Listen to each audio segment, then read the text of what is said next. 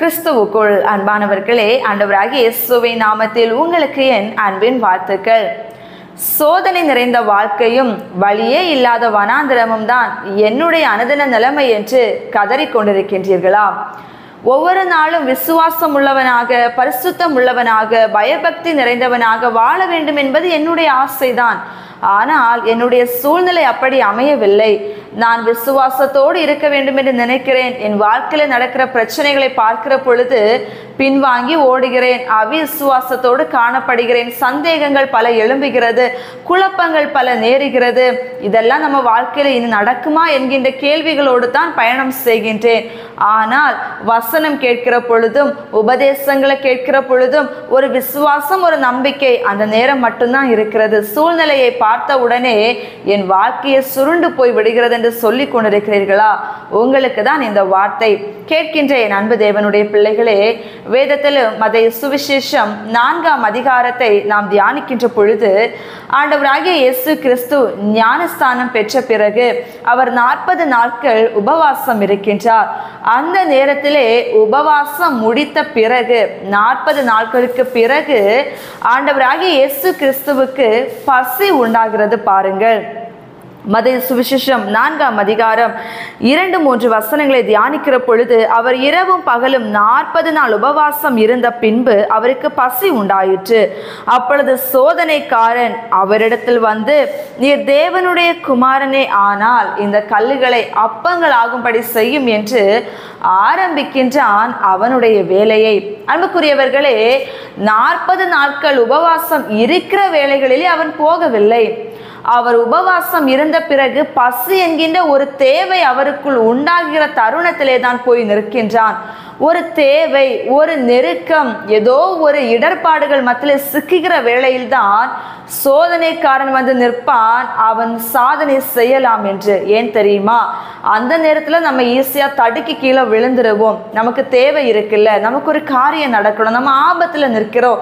அந்த தருணத்தில் நம்மளை ஆண்டவரை விட்டு தூக்கி எடுத்து எப்படியாவது பின்மாற்றத்தில் தள்ளி விட்டுடலாம், பரிசுத்தத்தை கெடுத்து போட்டுடலாம், ஆண்டவரை மறுதலிக்க வைக்கலாம், நம்முடைய வாழ்க்கையை தலைகளாக மாற்றி விடலாம் என்று சந்தர்ப்பத்தை சரியாக பயன்படுத்துவான் சத்துருவானவன். நாம் அப்பதான் போய் விழுவோம். நமக்கு சந்தர்ப்பம் சரியில்லை, சூழ்நிலை சரியில்லைன்னு சொல்லிட்டு நாம என்ன பண்றோம்? ஆண்டவரை விட்டு விலகி போறோம், ஜெபத்தை விட்டு விடுகிறோம், நம்பிக்கையை விட்டு விடுகிறோம், விசுவாசத்தை விட்டு விடுகிறோம். குழப்பங்கள் மத்தியிலும் சந்தேகத்தின் மத்தியிலும் நம்முடைய வாழ்க்கை தலைகீழாக மாறுகிறது. வனாந்திரத்தின் சோதனையை சகிக்க முடியாமல் இங்கே ஆண்டவராக இயேசு கிறிஸ்து அதனை எப்படி மேற்கொண்டார்? அவன் சொல்லுகின்றான், நீ தேவனுடைய குமாரனை ஆனால் இந்த கல்லுகளை, அற்பமா இருக்கிற இந்த கல்லை நீங்க அப்பமா மாற்றுங்க பார்ப்போம் அப்படின்னு. அப்ப ஆண்டவர் என்ன சொன்னார் தெரியுமா?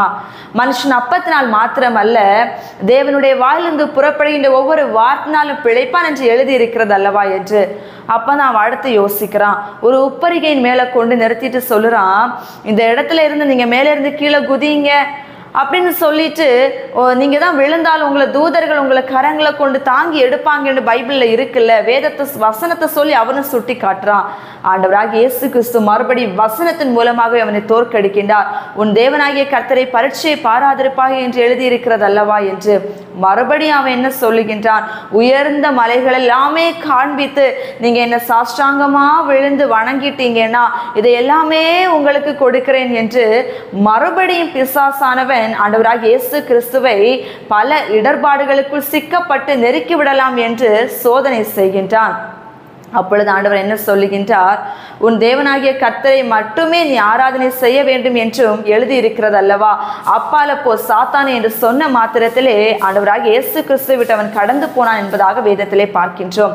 கேட்கின்ற எனக்கு அன்புக்குரியவர்களே, உங்களுடைய வாழ்க்கையிலும் இப்பேற்பட்ட ஒரு தருவாயில் தேவைகள் மத்தியில் நிற்கிற பொழுது, கண்ணீரின் மத்தியில் நிற்கிற பொழுது, ஒரு இக்கட்டான சூழ்நிலையில நிற்கிற பொழுதுதான் அவனு வந்து நிற்பான், உங்களை ஆண்டவரை விட்டு பின்மாறி போக வைப்பதற்கு, மறுதலிக்க வைப்பதற்கு, உங்கள் வாழ்க்கையை இல்லாமல் போக வைப்பதற்கு, பரலோக வாழ்க்கையை இழக்க வைப்பதற்கு, உங்கள் வார்த்தையினாலே உங்களை சிக்க வைப்பதற்கு, உங்கள் எண்ணங்களினாலேயே பலவித குழப்பங்களை உருவாக்க வைப்பதற்கு வந்து நிற்பான். அந்நாட்களிலே ஆண்டவராகிய இயேசு கிறிஸ்து அருகே பசி உண்டான நேரத்தில் வந்து நின்றது போல அவர் வசனத்தினால் அவனை மேற்கொண்டார். உங்க வாழ்க்கையில் ஆபத்தான சூழ்நிலைகளில் வசனம் இன்றைக்கு செயல்படுகிறதா? வசனத்தை வெறும் வார்த்தையா பார்த்தீங்கன்னா சோதனையை ஜெயிக்க முடியாது. வானமும் பூமியும் ஒழிந்து போனாலும் இந்த வார்த்தைகள் ஒழிந்து போவது இல்லை. ஆகையினால் வனாந்தரத்தின் விளிம்புகளிலே நின்றாலும் சோதனையின் உச்சக்கட்டத்திலே நின்றாலும் இந்த வசனம் உங்களுக்கு நிச்சயமாகவே கை கொடுக்கும். எனக்கு அன்புக்குரியவர்களே, பிசாசானவனை அவருடைய வார்த்தையினால் மேற்கொள்ளலாம். நீங்கள் தேவனுக்குள் உண்மையாக இருந்து கொண்டு சோதனையின் மத்தியிலே நின்று கொண்டிருப்பீர்களே ஆனால், பாவத்தின் பிணியிலே சிக்கப்பட்டு பலவிதமான அடிகளிலே நீங்கள் வாதிக்கப்பட்டு கொண்டிருப்பீர்களே ஆனால், நீங்கள் வசனத்தின் மூலம் பிசாசை துரத்த முடியாது. உங்க வாழ்க்கையில பரிசுத்தம், உங்க வாழ்க்கையில கீழ்ப்படிதல், உங்க வாழ்க்கையில உண்மை, உங்க வாழ்க்கையில ஜெபம், உங்க வாழ்க்கையில வசனத்துக்கு பயப்படுகிற ஒரு தன்மை, கீழ்ப்படுகிற சுபாவங்கள் இருக்குமே ஆனால், எப்பேற்பட்ட சோதனையான காரியங்கள் நிகழ்ந்தாலும் அந்த வசனத்தின் மூலம் சத்துருவை மண்டியிட வைக்க முடியும் ஆண்டவராகிய இயேசு கிறிஸ்துவின் நாமத்தினால். கேட்கின்ற எனக்கு அன்புக்குரியவர்களே, வனாந்திரமும் சோதனையும் இரண்டு காரியங்களை நம்முடைய வாழ்க்கையில் அது செயல்படுத்தும். ஒரு செயல் என்னவென்றால், வனாந்திரம் நமக்கு அனுபவங்களை கற்றுக் கொடுக்கும். நம்மை உருவாக்குகின்ற இடம் வனாந்திரம். அந்த வனாந்திரத்தில் நம்மளை புரட்டி போட்டு பஞ்சம், பட்டினி, பலவிதமான ஏமாற்றங்கள், நம்முடைய எதிர்பார்ப்புகள் எல்லாம் அவமாகி போகின்ற காரியங்கள், பலவிதமான தாகம்னா என்ன, பசினா என்ன, பட்டினினா என்ன, இப்பேற்பட்ட இந்த ஏமாற்றங்கள் என்ன, எல்லாவற்றிலுமே கர்த்தருக்குள்ள நிலைத்திருக்கிற பொழுது அதனுடைய முடிவு எப்படி இருக்கும் என்று நம்மை உடைத்து உருவாக்கி விசுவாசத்திலும் பரிசுத்தத்திலும் ஜெப வாழ்க்கையிலும் கீழ்ப்படுதலிலும் பொறுமையிலும் நம்மை உடைத்து உருவாக்கி அழகாக உருமாற்ற மறுரூபப்படுத்துவதுதான் வனாந்திரமான ஒரு வாழ்க்கை. அதிலே நீங்கள் சகித்திருந்து பொறுத்திருந்து அவருடைய உண்மையான ஒரு நோக்கத்தை உணர்ந்து கொள்வீர்களே ஆனால் முடிவிலே மகிமை பெற்றுக் கொள்வீங்க. அதே நேரத்தில் இனி ஒரு பக்கம் சோதனை வனாந்திரமும் எதற்காக என்று கேட்பீர்களே ஆனால், அந்த சோதனை வனாந்திரமும் இனி ஒன்று தேவனை நம்மை சோதிப்பதற்கு அனுமதி கொடுப்பார். ஏனெனில் நீங்கள் இக்கட்டான நேரத்திலும் ஆபத்தின் மத்தியிலும் தாகத்தின் மத்தியிலும் பசியின் மத்தியிலும் பட்டினியின் மத்தியிலும் தேவைகள் மத்தியிலும் உபத்திரவங்கள் மத்தியிலும் ஆண்டவராகிய இயேசு கிறிஸ்துவை விட்டு பின்மாறி போகின்றீர்களா, இல்லையே அவருக்குள் நிலைத்து இருக்கின்றீர்களா? மரணம் வந்தாலும் ஜீவன் வந்தாலும் தேவனுக்காக நிற்பேன் என்று வாயினால் அநேகர் சொல்லுகின்றார்களே, அதை இன்றைக்கு நடைமுறையில் அவங்க வாழ்க்கையில இருக்கிற பொழுது உண்மையாக அதற்குள்ள நிற்கின்றார்களா என்று கூட என் தேவன் சோதித்து பார்ப்பார். யோபுவினுடைய வாழ்க்கையிலே அவர் அனுமதி கொடுத்து சோதனை அவ்விடத்திலே நடந்தது போல, ஆபிரகாமுடைய வாழ்க்கையிலே தன் மகனை பலியிட கேட்டு சோதனை செய்து அவனை அந்த இடத்துல மேன்மையை காண வைத்தது போல, இன்னைக்கு நம்முடைய வாழ்க்கையிலே ஒருவேளை நம்மை உடைத்து உருவாக்குவதற்காக அவர் சோதனையை கொடுத்திருக்கலாம். இல்லையே அவருக்குள் நிலைத்து இருக்கின்றோமா என்று பார்ப்பதற்காக சோதனையை கொடுத்திருக்கலாம், வனாந்திரத்தை கொடுத்திருக்கலாம். நம்ம இன்றைக்கு தாகத்தின் மத்தியில நிற்கலாம், பலவிதமான பசி பட்டினியின் மத்தியிலே நிற்கலாம், நம்ம ஏமாற்றங்கள் மத்தியிலே நிற்கலாம். ஆனால் ஒன்று மட்டும் சொல்லுகின்றேன், பிசாசோடு கூட மேற்கொள்ள வேண்டுமானால் இந்த வசனம் என்கின்ற பட்டயம் உங்களுக்கு நிச்சயமாகவே வேண்டும். அதை சும்மா ஒரு வார்த்தையை பார்த்தீங்கன்னா அதனால எந்த நன்மையுமே பெற்றுக்கொள்ள முடியாது. இது ஆவியின் பட்டயம். இதை நீங்கள் எந்த அளவிற்கு அந்த ஒவ்வொரு வார்த்தையும் உயிர் உள்ளது, ஒவ்வொரு வார்த்தைக்கும் அது எப்பேற்பட்ட ஒரு வல்லமை நிறைந்திருக்கிறது என்பதனை கூட உணர்ந்து இரவும் பகலும் இதனை உண்மையாக தியானித்து இதனை நீங்கள் அந்த சூழ்நிலையில் பயன்படுத்துகிற பொழுது தேவனே உங்களுக்கு துணை நின்று காரியங்களை மாறுதலாக முடிய பண்ணுவார். அன்புக்குரியவர்களே, ராஜாவாக அமர வேண்டும் என்றாலும் கோலியாத்தை மேற்கொண்டுதான் சிம்மாசனத்தில் போய் உட்கார முடியும். உட்கார்ந்து விட்டாலும் அமைதியாக உட்கார முடியுமா? வாய்ப்பே இல்லை. சவுலை போன்ற ஒருவன் துரத்தி கொண்டு வந்து கொண்டேதான் இருப்பான்.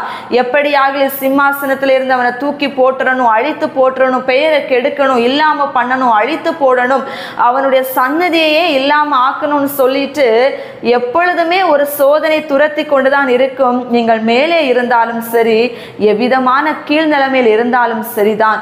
ஆனால் எந்த நிலையில இருந்தாலும் தேவனோடு கூட இருப்பீர்களே ஆனால் உங்களை துரத்துறவங்க இல்லாமல் போவாங்க. ஒரு நாள் சவுல் இல்லாமல் போனது போல உங்களை இல்லாமற் போக வைக்க வேண்டும் என்று நினைக்கின்றவர்கள் வெட்கப்பட்டு போவார்கள் ஒரு நாள்.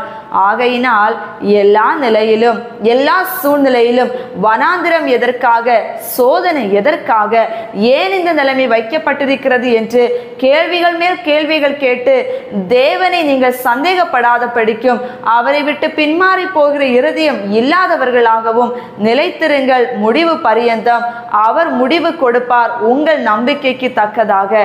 ஜெபிப்போமா? அன்பின் நல்ல இயேசு சுவாமி, நீர் உம்முடைய பிள்ளைகளை ஒரு பொழுதுமே அழிக்க வேண்டும் என்பதற்காகவோ இல்லாமற் போக வைக்க வேண்டும் என்பதற்காகவோ சோதிக்கிறவர் அல்ல, வனாந்திரத்தை கொடுக்கின்றவரும் அல்ல. நன்மையான கானானுக்குள் பங்கடைய வேண்டுமானால் பயணம் செய்துதான் ஆக வேண்டும். வனாந்திர பாதையிலே மேன்மையான அனுபவங்களை பெற்றுக்கொண்டு ஜீவ கிரீடத்தை நாங்கள் பங்கு பெற வேண்டுமானால் சோதனை காரணை வசனத்தின் மூலம் ஜெயித்துதான் ஆக வேண்டும் ஒவ்வொரு நொடிகளிலே. ஆகையினால் எல்லா சூழ்நிலைகளிலும் எல்லா நிலைகளிலும் ஏன் இந்த வனாந்திரம், ஏன் இந்த சோதனை என்று கேள்விகள் எழுப்பாமல் எல்லாம் நன்மைக்கே அவருடைய சித்தத்தின்படி என்னை ஒப்புக் கொடுக்கிறேன் என்று சொல்லி அப்பா உமக்குள் உண்மையாக பரிசுத்தமாக நிலைத்திருந்து அந்த எல்லா காரியங்களிலும் மேன்மைகளை பெற்றுக்கொண்டு கர்த்தருக்குள் சாட்சியாக செயல்பட கர்த்தர் தாமே பலனையும் திடனையும் தைரியத்தையும் பொறுமையையும் தேவன் எங்களுக்கு கொடுத்து நடத்த வேண்டும் என்று சொல்லி உம் கரங்களில் எங்களை ஒப்பு கொடுக்கிறோம். இயேசு கிறிஸ்துவின் நாமத்தினால் ஜெபிக்கிறோம் நல்ல பிதாவே, ஆமென். God bless you.